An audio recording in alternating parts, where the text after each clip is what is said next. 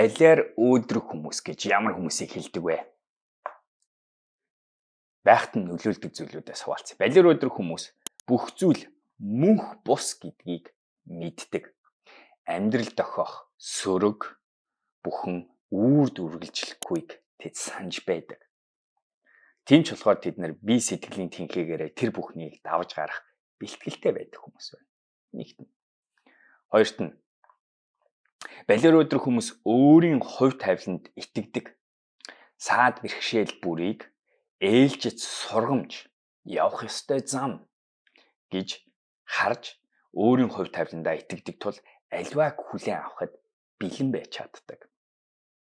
Гуравт нь балиар өөдрөг хүмүүс нөхцөл байдлыг бодит өгөгдлөөс ялгаж чаддаг.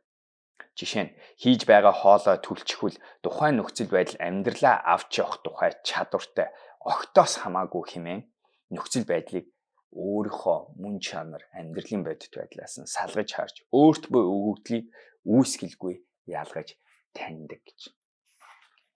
Гэх мэтээр энэ саяны миний уншсан зүйл бол миний өнөөдрийн ном буюу Балиар өөдрөг бот 2 дугаар номны эхний хэсэгт нь бичсэн хэсгээс та бүхэнтэй би хуваалцаж байна.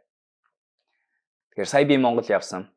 Монгол явахдаа миний нэг хийж чадсан миний маш том нэг амьдралын зорилгоо биелүүлж чадсан. Тэр нь юу вэ гэхээр балиар өөдрөг бот 1-ийнхаа ном 2-ыг нь буюу бот 2-оо хэвлэж гаргасан байгаа. Харж байгаа бах. Маш их өнгөтэй, гялгар, илүү мундаг царайлаг ном болж чадсан. Тэгээ одоо балиар өөдрөг бот 1, бот 2 гэдэг ном гарсан байгаа. Бот 1 нь амьдралын түлш. Хэрэг уншааг бол орж хараарай. 98 ширхэг миний амьдралдаа сурсан сургамжуудыг би маш энгийнээр бичиж танилцуулсан бол бот 2 нь болохоор өнөөдрийн танилцуулж байгаа ном нь амьдралын хөтөч гэсэн нэртэйгээр гарсан байгаа. Бот 2-ыг унших юм бол 99 өдрийн хөтөч програм энэчээ би багтаасан байгаа буюу 100 дахь өдөрт нь танд би өөрөөсөө асуух 100 асуултыг энэчээ бичиж эцсийн өдөр нь танилцуулсан байна. Зөвхөн эдгээр асуултуудыг 100 асуултыг өдөр болгон нэгээр нь яг анхаарал гаргаж хариулах юм бол бид нэр өөрийгөө таних, өөрийнхөө хэлэх заарыг мэдэх, өөрийнхөө давуу тал, сул тал, өөрийнхөө мөрөөдөл, өөрийнхөө шарах амьдралын туулж гарсан өөрт чинь одоо үлдчихсэн байгаа гэх мэт зүйлүүдийг илрүүлэх аюу их чиглэлийг бий болгоно гэдэгт би цуглуулж бичсэн 100 асуулт байгаа. Тэгээд эцэст нь төгсгөл юм. За, ном нь бот 1-ийг харьцуулбал унших зүйл хамаагүй их байгаа. Яа тэгэхээр би энэ хөтчин өөрөө нилээн дэлгэрэнгүйгээр тухайн өдөр танд зориулж өгч байгаа даалгавар хийх ажил тэр хөтөч програмаа дэлгэрэнгүй тайлбарласнараа бас арай жоохон их үхтэй ном болсон бот 1-гээ бодвол. Гэхдээ хуучин бот 1 шиг адилхан сургамж болгон дээр бичсэн юм болгоныхаа хажууд график бас юм нэмэлт графикуудыг амьдралын бас сургамжуудыг энэ нүдэнд одоо тохирсон байдлаар илүү үгээр биш. Одоо янз янзын тэмдгээр цөөхөн байдлаар танд харуулж ойлгуулах гэж хичээсэн ийм бас графикийг манай дизайнер Жавхлан одоо энэ зургийг хийсэн, дотоод графикийг хийсэн, бот 1 бот 2-ыг хийсэн миний хамтран зохион бүтээгч, зохиолч Жавхлангийн хийсэн графикууд байна. За, энэ номыг үүсгэхдээ болохоор энэ ном нь хэдийгээр саяхан хэвлэлтээс гарч байгаа боловч ном маань өөрөө бичгээд бас л нэг ойролцоогоор жил хагас юм 2 жилийн процесс болсон. Тэгээд тэр процессыг гэхдээ энэ номоо бичгээсээ илүү дотор нь орсон энэ 100 өдрийн програмыг бий болгох. Тэг яг үнэхээр бүр ингээд нарийн програмд орсон зүйлийг нь харах юм бол миний амьдралынхаа сүүлийн 10 жил цуглуулсан зүйлийг сурж мэдсэн зүйлийг энчээ сургамж олгож програм болгож оруулсан байна. Жишээ нь одоо хэдлээ зүгээр өдөр 45-ыг аваад үзье.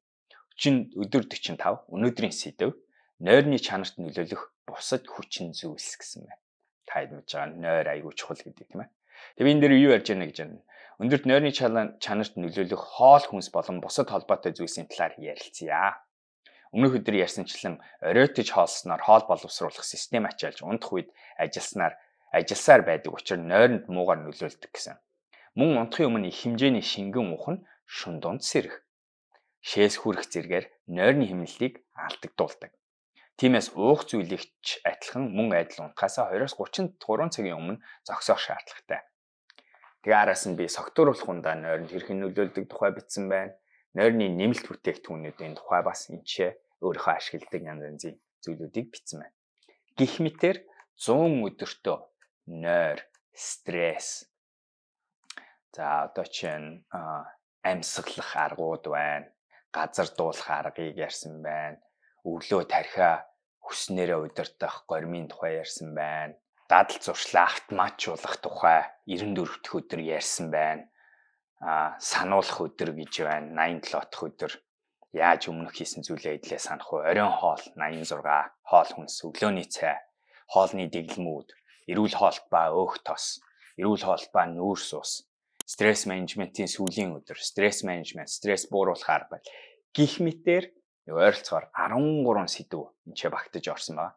Тэр 13 сэдвийн хүрээнд миний ингээд хувь хүнийхээ хувьд коуч болоод ажиллаж үзээд хүмүүстэй багаар сургалтууд хийгээ хүмүүсийг өнөөдөр өөрийнх нь тэр эрүүл амьдралын хэм маяг руу өөрийнхөө нийгэмд болон өөрт хэрэгтэй эрүүл баялаг аз жаргалтай амар тайван хүн болгоход яаж хүнийг тийшээ би түлхэж нөлөөлөх вэ гэдэг аргыг би 10 хэдэн жил хийж үтсэн хүн. Тэгээ тэнцэнс миний сурсан зүйл нь ойлгож авсан зүйл нь юу вэ гэхлээр хүнийг өөрчлөх юм бол хамгийн энгийн аргыг л олох ёстой гэдгийг ойлгож авсан. Хамгийн төв багтай, хамгийн тодорхой, хамгийн ойлгомжтой, хамгийн бага эсэргүүцэлтэй. Маш тодорхой үл мэдэгдэх зүйлийг багасгасан тийм байдлаар хүнийг хөтөлж авч явах нь нэг хүнийг өөрчлөх аюу чухал зэмсэг юм байна гэдгийг ойлгож аваад тэгээ бид нар яасан бэ гэхлээр 100 өдрийн програмыг Mind application дотор анх үүсгэж эхэлсэн байна. Тэр үеэс хойш тэр Mind app дээр орсон тэр 100 өдрийн програм маш олон сайжруулалт, өөрчлөлтийг бий болгосон. Хийгдсэн байна. Тэгээд тэр болгоныг аваад текст хэлбэрээр буулгаад зөвхөн электрон гар утсан дээр хувилбараас гадна номоор унших дуртай, текстээр ажиллах дуртай хүн зориулаад номон хувилбарыг нь энчээ гаргасан байна. Хөтөж гэдэг утгаараа би 100 өдөр таныг хөтөлж өөртөө амьдралдаа хэрэгжүүлж болох бодит үйлдэлүүдийг энчээ энэ номд суулгасан байна. Балер өдрөг ботныг нь илүү юм ойлгуулах, юм сануулах, тийм ээ түлш болж өгөх. Тэр бадралыг чинь гол одоо цог анхны тэр түлш нь болж цэнгэлж өгөх зорилготой байсан бол энэ нь болохоор таныг хөтөлж яг тэр хийх хэрэгтэй ойлгосныхоо дараа хийх хэрэгтэй тэр үйлдэл тийм ээ коучинг дээр миний ярьдаг зүйл нь коучингийн зорилго бол ерөөсөө ойлгох ухаарахаас гадна хамгийн гол нь үйлдэл хийхтэй байдаг. Тэгвэл энэ ном бот хоёр яг тэр үйлдэл хийхэд зориулсан ном байна. Өдөр 57 дээр харилцааны 10 дахь өдөр яригдчих. Хурдан явъя гэвэл ганцаараа яв, хол явъя гэвэл хамтдаа яв гэдэг Африк зүйрэг байдаг. Амьдрал, хобби, боловсрал, карьер, мөрөөдөл гэх мэт олон зүйлд эргэн тойрныхан маань маш чухал үүрэг гүйцэтгэдэг. Хэрвээ та ганцаараа л болж бүтээд ажил амьдралаа аятайхан яваад явчихдаг бол гэж боддог бол үгүй. Та буруу бодож байна. Тэр чинь бүтэхгүй бодол гэж би бардам хэлж чадна. Тийм ч учраас амьдралдаа цаг анхаарлаа зарцуулдаг, харилцаагаа бусдын эрх ашигт тааруулах бус өөрөө удирдах, ажиллаж, анхаарч, хамтдаа өсөж байж амжилт аз жаргал гээч зүйл бий болно гэдгийг санах хэрэгтэй. Тийм болохоор танд 4 асуултыг жишээ нь өгсөн байна. Гэх мэтээр ингэж бүтээсэн 100 өдрийн програм энэ номонд орсон байгаа. Тэгээд мэдээж хэрэг хүн одоо юу гэдэг энэ номыг ингээд нэг удаа аваад бүгдийг хийгээд амьдралдаа хэрэгжүүлчих чадахгүй гэдэгт би итгэж байна. Нилээх дадал зуршил, нилээх давталж шаарддаг зүйл байгаа. Гэхдээ би бас нэг мэдж байгаа зүйл нь юу вэ гэхээр энэ номыг аваад энэчээс үнэхээр зүгээр уншиж яах гэж биш. Яг үнэхээр хийж үзэж зарим зүйлийг хэрэгжүүлэх юм бол таны өнөөдрийн хувилбар энэ номноос тэр сурсан зүйлүүдийнхээ ачаар хамаагүй дээр хувилбар болно гэдэг би бас яг 100% итгэж байна. Энэ номоо бичсэн хүн болохоор тэгж хэлж байгаа юм шүү. Ямар ч үйлдэл, зааварчилгааг хүн дагаад 100 өдөр үнэхээр явж чадах юм бол нэг ч гэсэн, хоёр ч гэсэн, гурван ч гэсэн жижигхэн юмыг өөртөө наалдаж бий болгоно гэдэгт би итгэж байна. Хүн юм хийж үцхээр хүний тархи толгой, итгэл үнэмшил, өөрчлөлтийн эсэргүүцэлээр сонирхолтой хувьслууд бий болж ирдэг. Дасан зохицох асуудал, homeostasis, allostasis гэх мэт юм сонирхолтой гормод хүний тархи толгой, мэдрэлийн систем бий болдог бөгөөд тэр нь өөрөө тэр таны тэр дараачийн хувилбар руу ойртуулах, өөрчлөлтийг хүлээн зөвшөөрөх, дасан зохицох горим руу урагшаа чиглэсэн энерги болж өгдөг байна. Momentum, эрч хүч. Тэр оролдлогыг өнөөдөр энийг нэг хийснээр хийх болно. Тэгэхээр тэгээ мэдээж хэрэг үнэхээр энийг одоо ингээд мастерлах, энэ 100 өдрийг мастерлчих юм бол би ч гэсэн өөрөө эднийг бүгдийг мастерлах гэж ажиллаж байгаа хүн. Гэтэ үнэхээр хийж чадах юм бол супер хувилбараа үүсгэж чадна гэдэгт итгэж байна. Энэ бүгдийг хийснээр би нэг юм бас ингээд супер хувилбараа гэж ярихаар битгий юм нэг төгс хүн бодоорой. Би зүгээр л энийг хийж сурснараа бид нар яах гэдэг нь вэ гэхээр эрүүл хүн бол бие физиологийн хувьд, сэтгэл зүйн хувьд, стресс, харилцааныхаа хувьд тэр хамгийн чухал нь эрүүл хүн өвчин зовлонгоос ангижирсан гэмтэл, гуниг, гутрал тиймэрхүү зүйлээс гүнзгий шанаруудаасаа салж чадсан. Тэглээгээ тэрнээс ангижирч амьдрна гэж байхгүй. Гэхдээ тэрнтэй өөрийн гэсэн цогцсон амьдрах чадвартай. Тэгээ тэрэндээ автдаг биш. Тэрийг өнөөдөр амьдралдаа удирдах, хослон амьдрч чаддаг. Тийм үү. Тэгээд тийм юмныхаа тэгж хослон амьдрч байхдаа голуур нь өөрийнхөө болон гэр бүлийнхаа амьдралынхаа зорилго нөхцөлийг бий болгож чаддаг. Тийм хүн болохын тулд энэ 100 өдрийн програмыг бий болгосон байгаа шүү. Ийм хоёр дахь ном гарсан. Тэгээд энэ графикуудыг үзэхэд бол энэ график болгоно нь өөрөө танд бас юм бодуулна, юм ойлгуулна. Энэ бидний мэдээ зохиосон график биш. Энэ сүүлийн үед гой мэдээллийг хүмүүст энгийнээр хүргэж өгдөг юм гой аргууд байдаг. Тэрнээс бид нар монгол хэл дээр ингэж 100 аргыг ингэж бүтээсэн байгаа.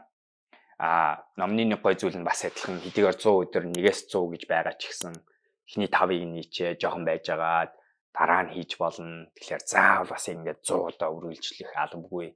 Бас нааша чаашаа өсөрч болно тийм ээ. Стрессийн гормууд дээр нь ажиллаж агаад нойрны горим руу ирээдүйд бэлэн болохоор ороод нойрны 10 өдрийн хэрэгжилж хийж болно. Тэгэхээр бас ингэж нэг удаа уншихдаа заавал дуусгаж унших энэ гэсэн алба байхгүй. Мөн эхнийх нь уншаагүй байж хойдох нь уншиж болохгүй гэсэн бас дүрэн байхгүй. Ер нь бол энэ яг хүний нэг юм хэрэглээний зэмсэг болох ёстой ном. Тэгэхээс юм уншаад тавьдаг ном биш. Тим ном энэ бүтээсэн байгаа шүү. За өнөөдрийн номны танилцуулга миний өөрийн бичсэн манай багийн хамтдаа бий болгосон Балер өдрөг номны бот 2-ыг танилцуулж байна.